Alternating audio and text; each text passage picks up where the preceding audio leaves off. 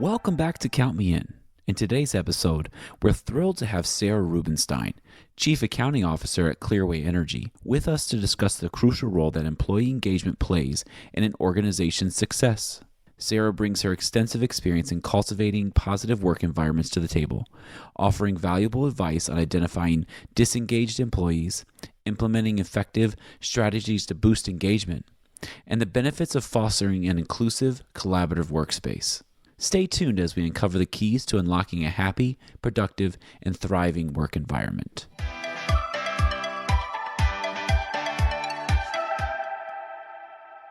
Well, Sarah, thank you so much for coming on the Count Me In podcast today. We're really excited to have you on. And today we're going to be talking about employee engagement and all that encompasses. And maybe to start off, maybe you can start by defining what is employee engagement to you. Sure. So to me, employee engagement is how positive people feel about their work. And, we measure that, in a lot of different ways. But really, I'm lucky the company that I work at, we survey our employees every year regarding employee engagement. And we ask some really good questions that were developed by very smart people at Harvard and Yale and Stanford that tell us, how engaged people are. And so we're able to evaluate, and a lot of the questions relate to things like management, leadership, integrity, work-life balance, workload allocation, autonomy, and things like that. And all of those factors really tell us how engaged our employees are.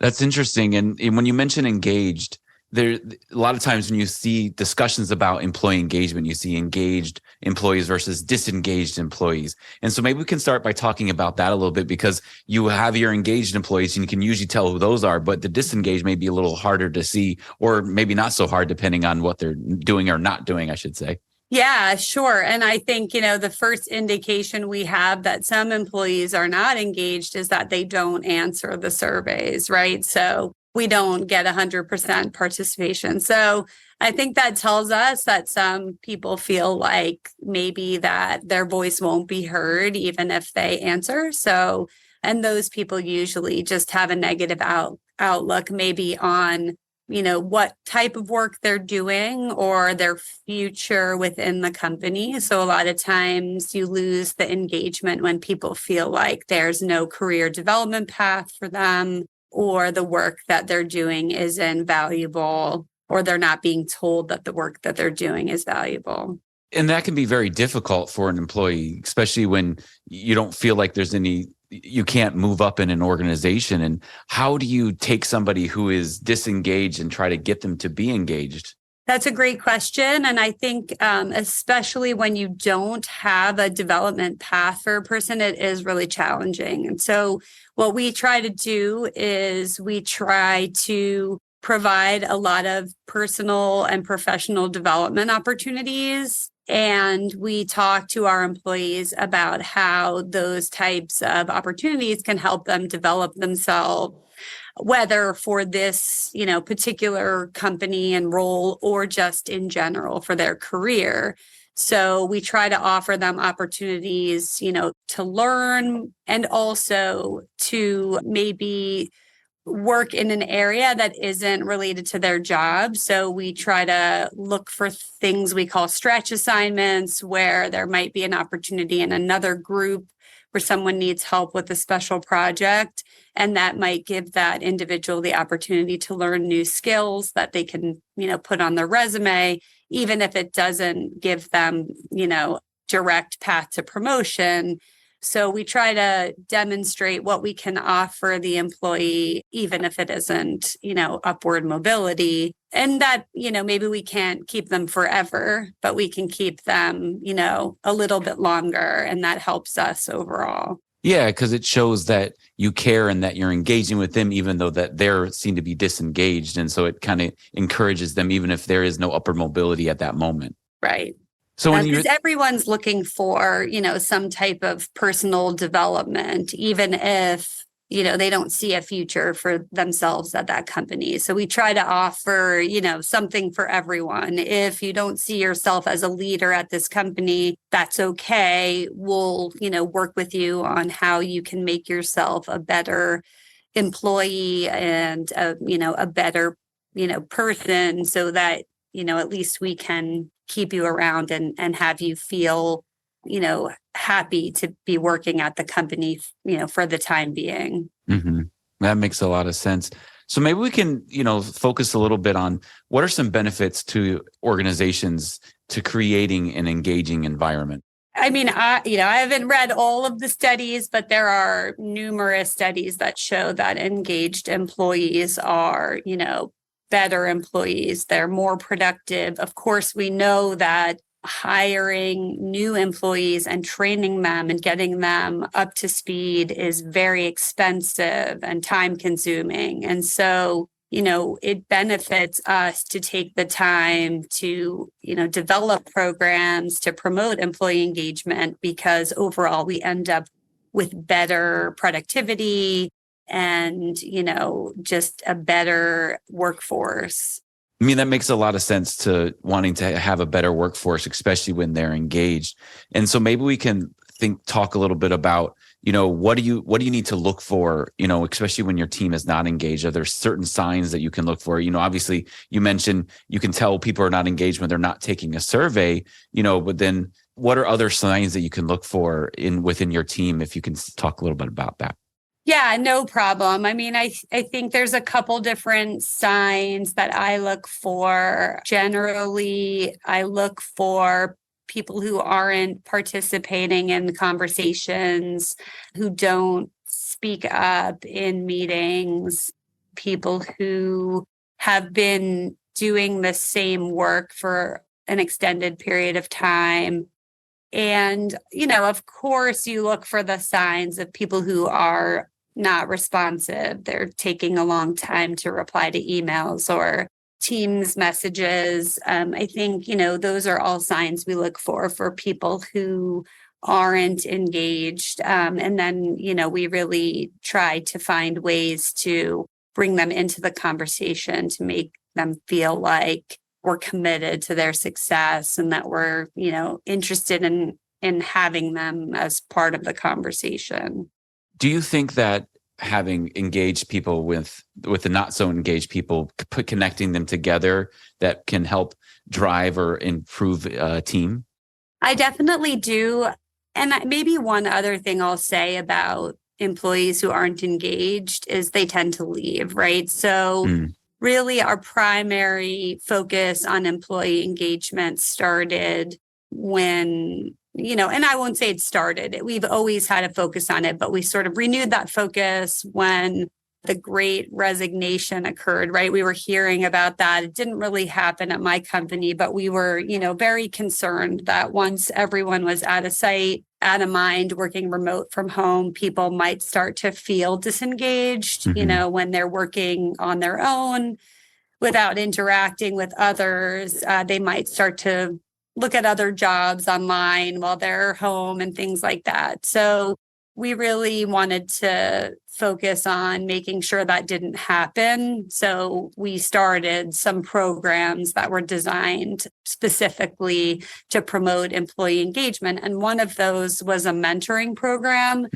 within the accounting department. So we matched up individuals who are at lower levels with our managers and directors so that they could, the managers and directors could give the staff level folks an idea of, how they could get to that level. And also they could just give them some, the ability to communicate with someone they didn't work with all the time so that they would, feel more engaged in the overall department and not just able to speak with their direct supervisor and their specific team. That's great. Mentorship is a huge way of connecting different departments, different people within an organization. And it also helps people feel like they're part of a community. because a lot of times corporate structures feel like a prison in a lot of ways with the fluorescent lights and everything. And it sounds like you guys are building a sense of community. And has that kind of been what you're looking to do? Yes, definitely. So one of the, I would say like there were two very large parts of our program were communication. So, making sure that we had adequate amounts of communication across the department and within the specific teams, and then collaboration in general. So having a Teams channel for our whole department where people could even just share, like a photo of their pet or something funny that they wanted to share, so that people do feel like they're part of a broader community and not, just a small little group. And then I'll say that I'm very fortunate. I work for a company that is committed to diversity, equity, and inclusion. And so 2 years ago, we started inclusion groups, and those have been a really big help in, employee engagement and in helping people feel like they're part of a community. So I will say, like, for companies that don't have inclusion groups yet, I think it really is a big benefit to employees. Can you maybe talk a little bit more about the inclusion groups? What does that look like? Sure. So typically they're focused around a specific group. So we have a women's inclusion group, a veterans inclusion group. We have a Latinx inclusion group, things like that. But it's, sort of to give employees across the company the ability to connect with people that they relate to, and then also the ability to share with the whole organization the things that are important to that inclusion group. And so it's really been great, I think, both for bringing employees together with people that they relate to, and then also making them, able to share that with the whole company and educate them on the issues that are important to them. So it has been, really great in bringing our whole community together. That's awesome. I think that's a great way of connecting people and also helping to educate the greater community as well. Because a lot of times if you only are focused on what you know, you never get to experience or understand what other people's experiences are, which helps you understand the human condition better. Right. And the other thing that's nice about the inclusion groups is that they have executive sponsorship. So the issues that are important to the inclusion groups are brought to the attention of the executive leadership. So they're then aware of what's important to their employees. Mm-hmm. And it gives them a forum to do that, but without the inclusion groups, the executives might hear about it, but it wouldn't necessarily be in a positive way, and it doesn't give them, as much exposure to it. Mm-hmm. And it also gives people a voice who may not have had a voice before. Yes. Yes. And that, also because it's open to anyone, it's nice that some of the people who are at lower levels in the organization can still become very active in these inclusion groups and have access to people at different levels that they might not have access to if they didn't join that inclusion group. Mm-hmm. That's awesome. So we're thinking about engagement. I think I want to talk a little bit about what are some drivers that bring employees to become engaged or to engagement within an organization. And maybe you can talk about some drivers that have helped your organization as you've seen it, especially over the last 2 years. Yeah, I think the main one that I see is employee development, because, it demonstrates that you care about your employees and their own, career. And so, that you're not just worried about the company or yourself, you care about that person and how they can grow themselves. So we've focused a lot on personal development. Mm-hmm. Fortunately, we have some really good training tools, like online training tools. So we have a lot of programs that our employees have access to. And what we've tried to do is go through and identify some that would be useful to people so they don't have to go combing through, 1,000 training programs, so leadership training and teaching them how to manage people and how to improve their interpersonal communications. And then technical training to help them develop their technical skills so that they can, perform their job better or be able to potentially move into a different role. We have a really good opportunity for our employees to receive coaching, which a lot of our managers have taken advantage of, which I think is really great because it gives them a chance to work with a trained coach to improve, the skills that need improvement so that they can work to become future leaders of the company. And then I mentioned before the stretch assignments, but all of those things I think have been really helpful, showing our commitment to the development of our employees. And then the other area I'd say, I think, especially during the last couple of years, people have really looked for is just empathy and understanding. We're very aware that everyone has things that they need to do outside of work. We're very respectful of people's time with their families.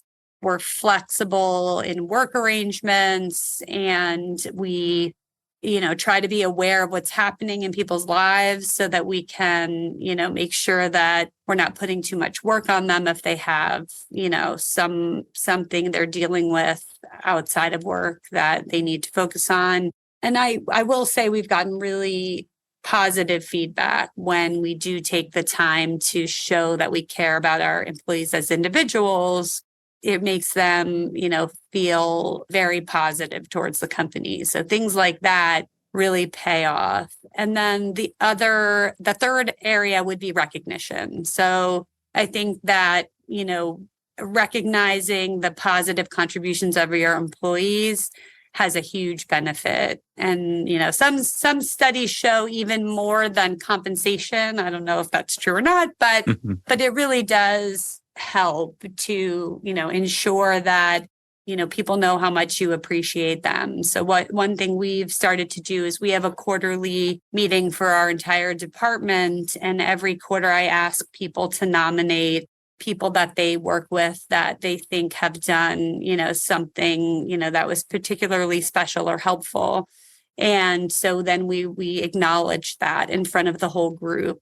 And I think that really goes a long way towards making people feel really appreciated and that the work that they do doesn't go unnoticed. That's amazing to hear. And I think in the conversations that I've been having, even just in this podcast, it seems like the common theme is that we've all kind of understood our human condition outside of the corporate structure and recognize that it's okay to, have a kid run into the room when you're in the middle of a meeting or a dog barking, because that's just life. And you can still have your meeting and still be professional in the midst of all those things. And it kind of brought us all together at the same level. Yes, I agree. And it is true.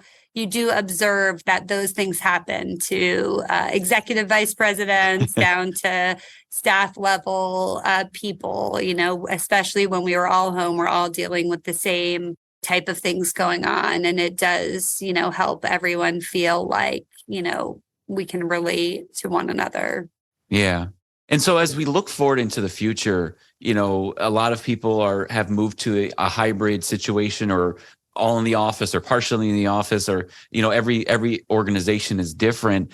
How do you think we can continue engaging employees in the midst of, rising costs, in the midst of rising shareholders saying, hey, okay, you had your little break from the COVID. Now you need to get back going there. And I think a lot of organizations are finding it difficult to find that balance because workloads are starting to increase as people are increasing their, what they want out of their employees. How do you balance that? It's a great question. And it is really difficult. I think, I'll tell you my experience because we, have our own struggle with bringing people back to the office, and we're, sort of recommitting to a hybrid work schedule because we had attempted one and people still really wanted to work primarily from home. And I think it's hard because people do want the flexibility of working from home. And we know that they're very productive at home. I think that we've tried to emphasize to our employees that we know you're productive from home. We're not worried about productivity, but we want people to have that human connection because it is an important part of engagement to talk to people in person and, just have a conversation that's not related primarily to work. And so we're going to, renew our enthusiasm for encouraging people to come to the office 2 days a week. I think we are emphasizing that we're going to be very flexible with the time that people arrive and the time they have to leave. We understand they have commitments outside of work, and then it still gives them a few days a week to work from home and have those really productive stretches of uninterrupted work where they're not having to drive to the office or someone's not stopping in to say hello. And hopefully this gives everybody the best of both worlds, where they can have those 2 days with the in-person interaction, maybe some visibility to higher level executives that they can't get from home, but then still have that, uninterrupted time at home, the productive time, and that, flexibility to, not have to commute. And then the other thing that we're trying to do, we did this year was we did have and although it's expensive, but we got our whole team together in one location for a couple days to, just do some training and some brainstorming and some planning for the future. And it was such a great experience, and everyone really loved being together in person and being able to brainstorm together. And then everyone left kind of feeling renewed about the future and excited. And so I think that goes a long way towards keeping everybody engaged, is having that opportunity to all come together. Yeah, there's something about the human connection and seeing somebody, as opposed to, as you and I are, we're looking at each other through little webcams, right? But sitting across from the table from somebody, there's a huge difference in that connection point. And I think we do need that as humans, is we need that human touch, and especially getting out of the house every once in a while is good for everybody. Yes, I think so. I enjoy the 2 days a week in the office, and then I enjoy the, rest of the week working from home. So I'm hopeful that the hybrid approach works. I am too. I think this is the new normal, is hybrid, because everybody recognized, hey, we can be successful working from home and be just as productive, if not more productive. And then finding that balance will be the way forward, because if you can't adjust your organization to be a hybrid, then you might find more resignation because people are like, I'll go someplace that will let me do that. Yes. And that's, I think, a fear that a lot of companies have, and especially in accounting, because there are a lot of jobs. If people want to work fully remote, then they will.